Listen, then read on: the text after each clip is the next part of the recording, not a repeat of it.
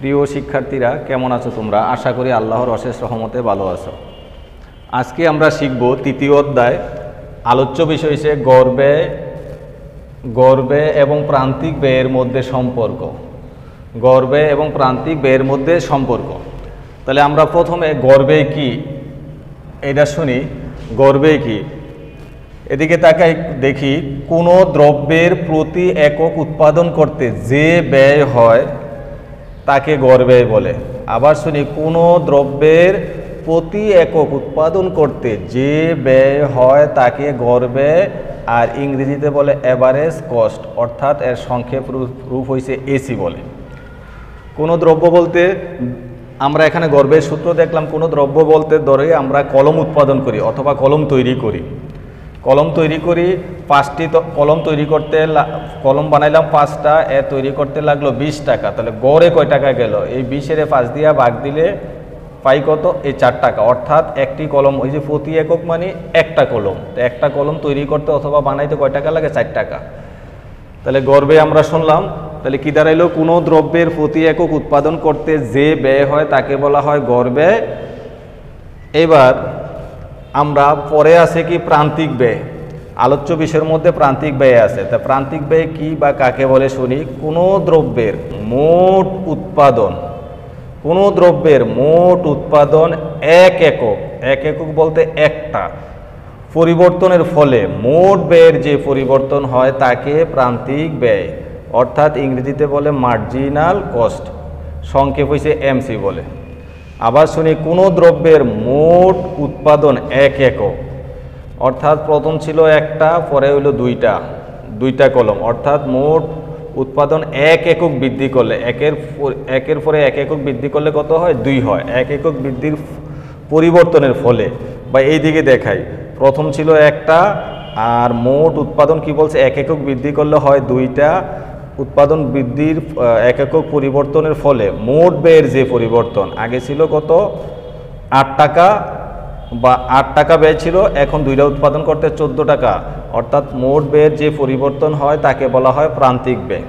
তাই পরিবর্তন হইল কত? এন আছে 8, এরপর 2টা উৎপাদন করতে যায় 14 হইল, এটার মাঝে ব্যবধান হইল কত? 6। এইটা হইছে মার্জিনাল কস্ট, অর্থাৎ প্রান্তিক ব্যয় বলে। প্রান্তিক ব্যয়ের সূত্র এমসি। প্রথমে আছে মোট ব্যয়ের পরিবর্তন। এই সংজ্ঞার মোট ব্যয়ের পরিবর্তন, এই ডেল্টা চিহ্ন দ্বারা পরিবর্তন বোঝায়। টিসি হয়েছে টোটাল মোট ব্যয়, টোটাল কস্ট আর কি, মোট ব্যয়। আর মোট উৎপাদনের পরিবর্তন, ডেল্টা দেওয়া হয়েছে পরিবর্তন, কি হয়েছে? উৎপাদনের পরিমাণ। এই যে সূত্র। এবার আমরা একটা উদ্দীপক দেখি। উদ্দীপকে উৎপাদনের একক, অর্থাৎ যদি আমরা কলম বানাই, ধরে নেই কলম বানাইতেছি, উৎপাদনের একক যা কিউ দ্বারা প্রকাশ করা হয়, আর মোট ব্যয়, একটা বানাইলে কত, 2টা বানাইলে কয় টাকা যায়, এই যে মোট ব্যয়। আর গড় ব্যয়টা আমরা উদ্দীপকে আছে কিন্তু দেই নাই শিখার স্বার্থে, আমরা শিখবো এখন গড় ব্যয়টা কি। তা গড় ব্যয় এসে, গড় ব্যয়ের সূত্র আছে কি? টিসি বা কিউ। এন টিসির মান, প্রথমে আমরা একটা কলম বানাই, ধরি একটা কলম বানাইতে কয় টাকা লাগে? 8 টাকা। তো এই 8 টাকা যদি 8 টাকা, এই 8 ভাগ দিব 1 দিয়া, তা কত পাই? 8। তাহলে গড় ব্যয় কীভাবে বের করে? মোট ব্যয়কে উৎপাদনের পরিমাণ দ্বারা ভাগ দিলে আমরা কি পাইব? গড় ব্যয়। ঠিক একইভাবে 2টা কলম বানানোর সময় মোট ব্যয় আছে 14, এই 14 ভাগ হইছে কলম বানাই কয়টা? 2টা, উৎপাদনের পরিমাণ 2টা, ভাগ দিলে কত হয়? 7। একইভাবে 3 দিয়ে 18 ভাগ দিলে 6, 4 দিয়ে 424, 4টা কলম বানাইলে গড়ের ব্যয় হয় 24। এরপরে 5 নাম্বার কলম বানাইতে যায়, মোট ব্যয় হয়েছে 35, এটা 5 দিয়ে ভাগ দিলে 5 7 35, কত হয়? 7। তারপরে 6 দিয়ে 48 ভাগ দিলে কত হয়? 8। এইভাবে গড় ব্যয় বের করা যায়। এরকম একটা উদ্দীপক দেয়া আছে আর কি। তাহলে উদ্দীপকে আমরা দেখি গরুর গতে কি আছে? উদ্দীপকের আলোকে প্রান্তিক ব্যয় এমসি সূচি প্রস্তুত করো। আবার অনেক সময় চাইতে পারে উদ্দীপকে প্রান্তিক ব্যয় দেয়া থাকবো অথবা মোট ব্যয় দেয়া থাকবো। এই গ নাম্বারে চাইতে পারে উদ্দীপকের আলোকে প্রান্তিকের পরিবর্তে এই গড় ব্যয় সূচি প্রস্তুত করো। তা আমরা প্রশ্নে এখানে পাইতেছি কি? উদ্দীপকের আলোকে প্রান্তিক ব্যয় এমসি সূচি প্রস্তুত করো। প্রান্তিক ব্যয় আমরা প্রান্তিক ব্যয়, তারপরে মোট প্রান্তিক উপযোগ, এগুলো অনেক আগে শিখছি, তারপরে আজকেও দেখতেছি আমরা। প্রথমে আমরা উত্তর কিভাবে লিখব?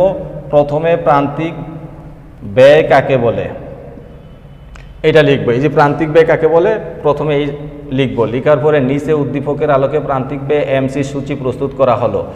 প্রথমে আমরা কি করব, প্রান্তিক ব্যয় কার্তিকভাবে উৎপাদনের পরিমাণ আর মোট ব্যয় হইতে প্রান্তিক ব্যয় পাওয়া যায়, এই মানগুলো আমরা এই জায়গায় উঠাইলাম। তো এখন প্রস্তুত করব কি প্রান্তিক ব্যয়, সূত্র আছে TCN মাইনাস TCN মাইনাস 1, অর্থাৎ এই TCN দ্বারা এই যে 1 একক পরিবর্তন হইলে মোট ব্যয়ের যে পরিবর্তন হয়।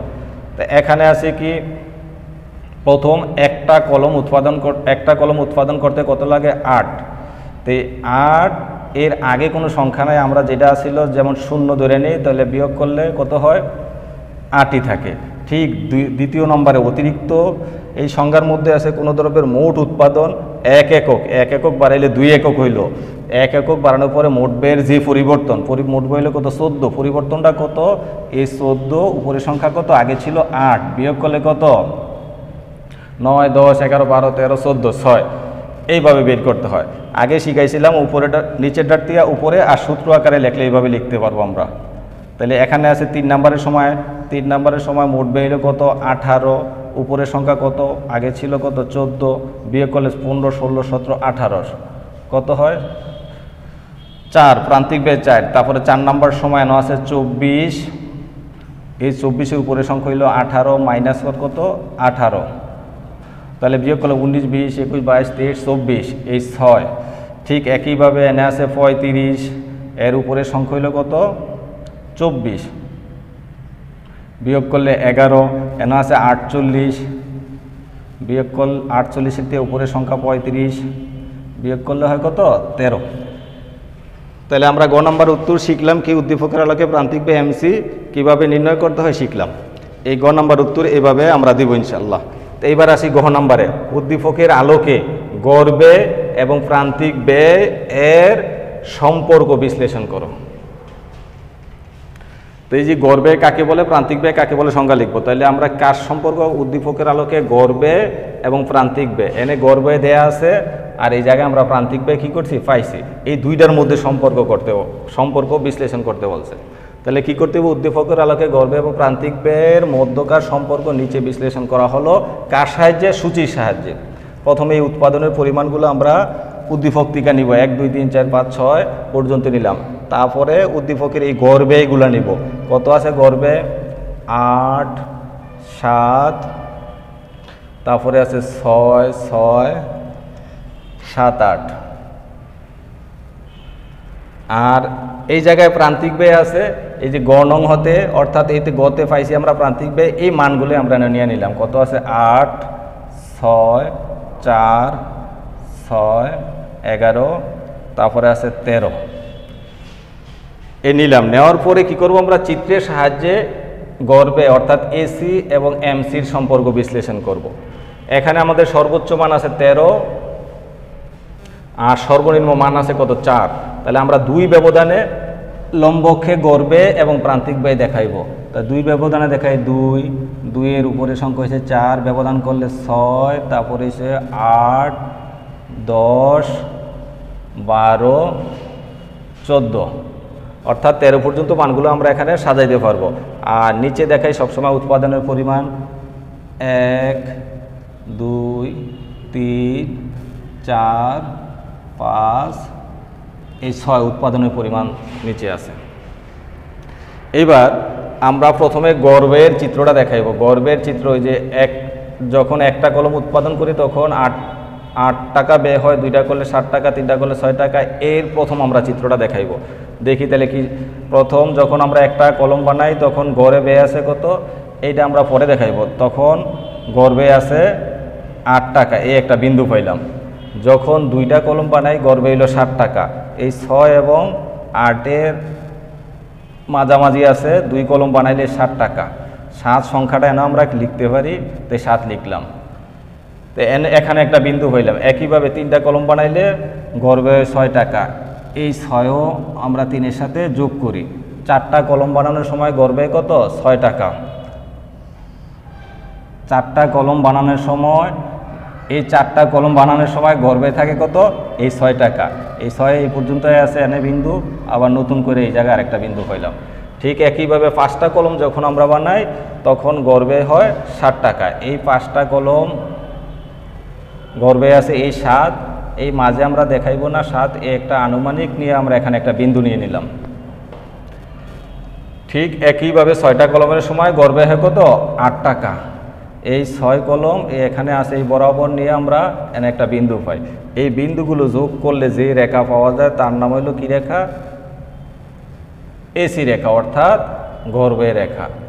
গড় ব্যয় রেখায় ইংরেজি ইউ আকৃতির মতো দেখায়, তাইলে এই গড় ব্যয়কে আমরা অনেক সময় নৈবেদিক আসলে গড় ব্যয় রেখা কার মতো দেখায়? ইংরেজি ইউ অক্ষরের মতো দেখা যায়। তাইলে আমরা গড় ব্যয়টা কি করলাম? তৈরি করলাম। এইবার আমরা করব প্রান্তিক ব্যয়। এবার এইটা বাদ থাকবো। তাহলে প্রথম আমরা একটা কলম বানানোর সময় প্রান্তিক ব্যয় কত? 8। এই একটা কলম বানাবো তখন প্রান্তিক ব্যয় এই আগের জায়গায় 8ই আছে, এই 8 এনে একটা বিন্দু পাইলাম। 2 নম্বর কলম বানানোর সময় প্রান্তিক ব্যয় কত আছে? 6। এই 2 নম্বর কলম যায় ধরবো 6 এই 6 এনে একটা বিন্দু পাইলাম। তো এই বিন্দু দিয়ে এই বিন্দু আমরা কি করব? যোগ করে দেই, বা এটা নিচে দিয়ে দেখাইতে পারি। তারপরে 3 নম্বর কলমের সময় প্রান্তিক ব্যয় কত? 4। এই 4-এ যায় 3-এ ধরবো, এনে একটা বিন্দু পাইলাম। এই 4 আর 3-এ ধরলে এনে একটা বিন্দু। তারপরে 4 নম্বর কলমের সময় প্রান্তিক ব্যয় আছে কত? 6। এই 4 নম্বর কলম প্রান্তিক ব্যয় 6, দুইটা যোগ করলে এই জায়গায় বিন্দু পাই, এই 6। 5 নম্বরের সময় গড় ব্যয় আছে কত? 11। এই 5 নম্বরের সময় গড় ব্যয় আছে 11,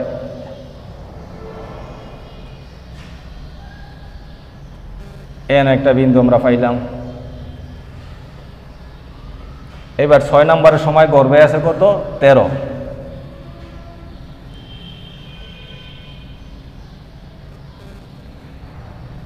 গড় ব্যয় না, প্রান্তিক ব্যয় আছে 13। এই 13 এন একটা বিন্দু পাইলাম। এই রেখাগুলা যোগ করে কি পাইলাম? এমসি রেখা পাইলাম। তো এবার আমরা কি সম্পর্ক বিশ্লেষণ করব কিভাবে? প্রথমে আমরা কি করব? চিত্রের বিশ্লেষণ দেখাইব কিভাবে চিত্রের ভূমি অক্ষে উৎপাদনের পরিমাণ বা উৎপাদনের একক যা কিউ দ্বারা প্রকাশ করা হয়, লম্ব অক্ষে গড় ব্যয় যা এসি এবং এমসি দ্বারা প্রকাশ করা হলো।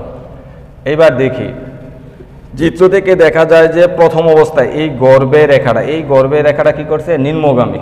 চিত্রের প্রথমে কি আছে? গড় ব্যয় কি আছে? নিম্নগামী, এবং প্রান্তিক ব্যয়ও কি আছে? নিম্নগামী।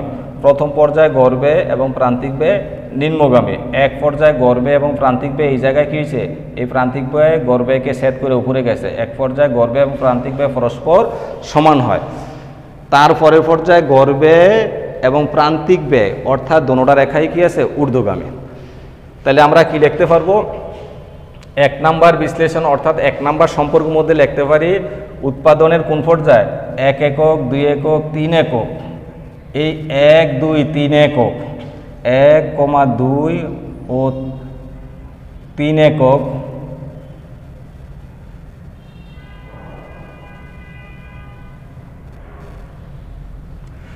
একক উৎপাদনের সময় গড় ব্যয় এবং প্রান্তিক ব্যয় উভয়ই নিম্নগামী। প্রথম সম্পর্ক লিখব অথবা প্রথম বিশ্লেষণ লিখব কি নিচে? উৎপাদনের 1, 2 ও 3 একক উৎপাদনের বেলায় গড় ব্যয় এবং প্রান্তিক ব্যয় উভয়ই নিম্নগামী। তবে এখানে এই যে গড় ব্যয়টা বেশি, এই গড় ব্যয় রেখাটা থাকে উপরে, প্রান্তিক ব্যয়টা আছে নিচে, অর্থাৎ এসি গ্রেটার দেন এমসি হয়। কোন পর্যন্ত? 1, 2, 3, অর্থাৎ 1 একক, 2 একক, 3 একক উৎপাদনের সময় গড় ব্যয় এবং প্রান্তিক ব্যয় উভয় নিম্নগামী। তবে কি আছে? গড় ব্যয় বেশি, প্রান্তিক ব্যয় বেশি, অর্থাৎ এসি গ্রেটার দেন এমসি।